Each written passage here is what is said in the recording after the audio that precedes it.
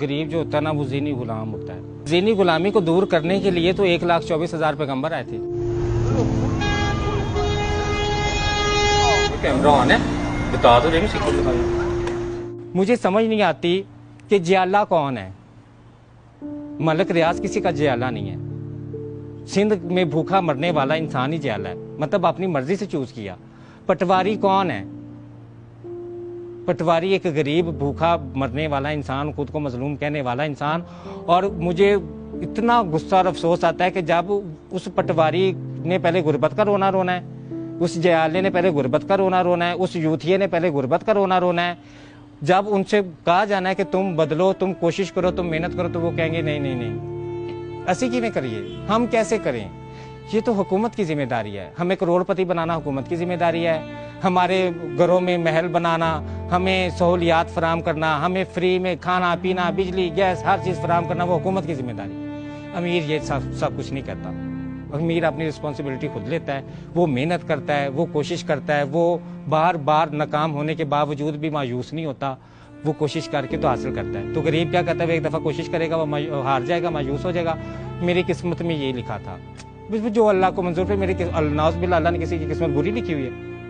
मतलब कोई इंसान कैसे ये तसव्वुर कर सकता है कि अल्लाह ने मेरी किस्मत नाउज़ुबिल्लाह बुरी लिखी हुई है? अल्लाह ने किसी की किस्मत बुरी नहीं लिखी। अल्लाह ने तो कहा है कि जो चाहोगे, जिस चीज़ की तमन्ना करोगे वही मिलेगा। अमीर अपने काम से काम रखता है, ये उसमें खसलत है। आप किसी अमीर के घर में चले जाओ, साथ वाली कोठी में नहीं पता होता कौन रहता है कौन नहीं रहता, कितने लोग रहते हैं। अपने मोहल्ले में गरीब अमीर एक दूसरे से पूछ रहा होता है, आप कहाँ, इधर ही रहते हैं इस घर में साथ वाले में? अच्छा अच्छा।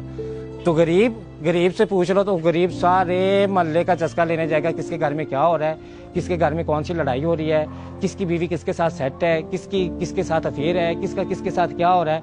तो ये सारी चीज़ें गरीब के अंदर, इसलिए वो गरीब है क्योंकि उसको फिक्र 24 घंटे लोगों की किरदार की है। उसको 24 घंटे ये फिक्र है कि कौन जनती कौन दोज़गी है। मैं आपने देखा कि अमीर बड़ा एक वसी सोच रखता है, वो किसी पे ऐसे तोहमतें नहीं लगाता कि तुम जनती हो, तुम दोज़गी हो तुमने ये काम कर दिया, अब तो क़यामत आ जाएगी, अब तो तुम अल्लाह का कहर बर्दाश्त करोगे, नाउज़ुबिल्लाह अस्तगफिरुल्लाह, अब तो ये करोगे, अब तो तुम इंसान ने ये गलती कर दी, अब तो ये माफ़ नहीं करोगे। अमीर ऐसा नहीं कहता, ये गरीब इंसान की मेंटालिटी है। और अमीर को देख लें, उससे पूछने, वो इलेक्शन पे बात करेगा, वो मुल्क की सियासी हालात पे बात करेगा। अगर वो कहीं पे स्टॉक मार्केट गिर रही है, कहीं पे बढ़ रही है, कहीं सोना गिर रहा है, कहीं बढ़ रहा है, वो हर चीज़ पे नज़र रखेगा कि भाई मैंने कारोबार करना है, मैंने अपना एक दुनिया में एक अच्छी ज़िंदगी गुजारनी है, सक्सेसफुल लाइफ गुजारनी है। सक्सेसफुल दुनियावी सक्सेसफुल लाइफ है ना ये। तो गरीब क्या होगा, वो कहेगा कि भाई मैं तो स्पिरिचुअल पावर चाहता हूँ, मुझे तो सक्सेसफुल लाइफ चाहिए ही नहीं। और उस सक्सेसफुल लाइफ चाहने के लिए इतना लालची है, इतना हवस परस्त है कि वो कुछ भी करने को तैयार है। मतलब अपनी कीमत इतनी थोड़ी लगाई हुई है कि बिरयानी की प्लेट पे भी बिक जाता है। लेकिन जब उससे बात कर लो तो उसकी रूहानियत की इंतहा इतनी ज़्यादा है, वो कहता है कि मैं इतना रूहानी कि मुझे दौलत की तलब भी नहीं है, मुझे हवस ही नहीं है, बेशक मैं बिरयानी पे बिकने वाला हूँ। वज़ीर आज़म साहब ने 12,000 रुपया अनाउंस किया गरीबों को। मुझसे शर्त लगा लें कि भी किसी गरीब ने उस 12,000 को कारोबार के लिए इस्तेमाल किया। और मैं कह सकती हूँ कि इंसान के पास 10,000 हो ना, वो 10,000 से एक रेडी लगा लेना, एक गैस का चूल्हा रख के उस पर पकौड़े लगा ले, तो वो उससे भी पैसे कमा सकते हैं। और मेरी आंखों के सामने वो 12,000 रुपये इन्होंने लिया है, एक ही दिन में इन्होंने खाया है, और खाने के बाद अगले दिन फिर इमदाद की मुंतज़िर बैठे हुए थे। हमारे यहाँ जो गरीब तबका, जो एक बेचारा बैठा है ना, जो बेचारा है, हालांकि वो बेचारा है नहीं। आप ये राशन जो बनता है ना इस दफ़ा कोरोना में, कि एक दिन राशन लिया है और अगले दिन फिर उसी मजलूमियत के साथ और उसी बेचारगी के साथ कह रहे हैं हम बड़े गरीब हैं, हमें राशन दे रहे हैं, हम भूखे हैं। एक दिन पहले लेके गए और अगले दिन वो राशन ले जाके, तो मैंने देखा किराना स्टोर पे बेच रहे। और अकल की ये अकल देख रहे कि किराना स्टोर पे बेच के वो राशन, तो उसी से फिर आटा दाल चीनी घी खरीद रहे। और गरीब जो है उसके पास सोचने की सलाहियत नहीं है। वो जो क्रिटिकल थिंकिंग के लफ्ज़ में इस्तेमाल करते हैं ना आजकल, गरीब के पास वो नहीं है।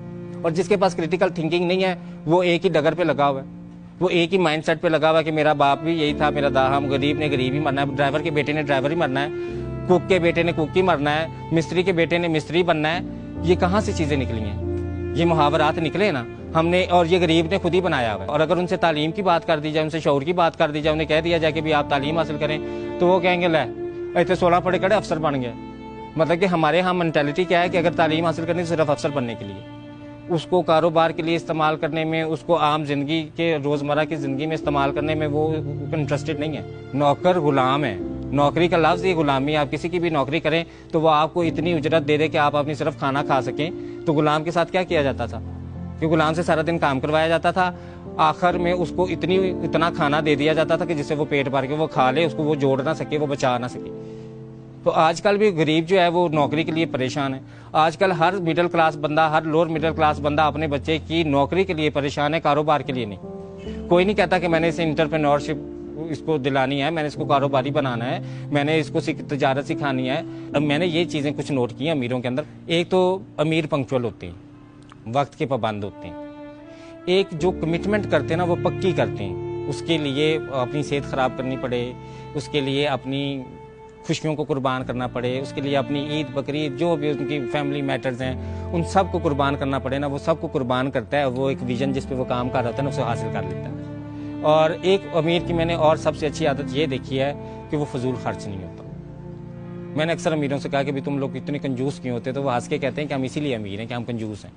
अगर हम शेयर खर्च हों, अगर हम फजूल खर्च हों तो हम लोग अमीर ना हो। आप अमीर बंदे को देख लें तो उसको ज़रा से भी कोई हाथ लगा ले तो वो फ़ौरन कोर्ट में चैलेंज करता है, उसको अदालत में चैलेंज करता है, उसको पुलिस में चैलेंज करता है। वो हर उस जगह पे जाता है कि ह्यूमन राइट इदारे में वो जाता है। वो कहाँ कहाँ जाता है? गरीब कहीं पर भी नहीं जाता। गरीब बस यही कहता है असी लुट गए, असी मारे गए, असी बर्बाद हो गए। मतलब हर वक्त नेगेटिव एनर्जीज ऑब्जॉर्व करता है। गरीब की मैंने ये चीज़ देखी कि उसको 24 घंटे मौका चाहिए कि कहाँ से उसे नेगेटिव एनर्जीज मिले और वो ऑब्जॉर्व कर ले। तो बात का लुबे लुबाब एंड पे ये निकलता है कि बेशक इंसान के लिए वही कुछ है जिसकी वो कोशिश करता है। यूनिवर्सल लॉ है ना, ये अल्लाह ताला ने ये जो बात हमें बताई है ये अब यूनिवर्सल लॉ है कि बेशक इंसान के लिए वही कुछ है जिसकी वो कोशिश करता है। ये मफहूम है, एग्जैक्ट वर्डिंग मुझे याद नहीं। तो इससे नतीजा ये निकला कि अगर किसी इंसान ने कोशिश नहीं की तो उसका इल्ज़ाम वो दूसरों का ना दे, जो हमारी सोसाइटी में एक बड़ा कॉमन ट्रेंड है।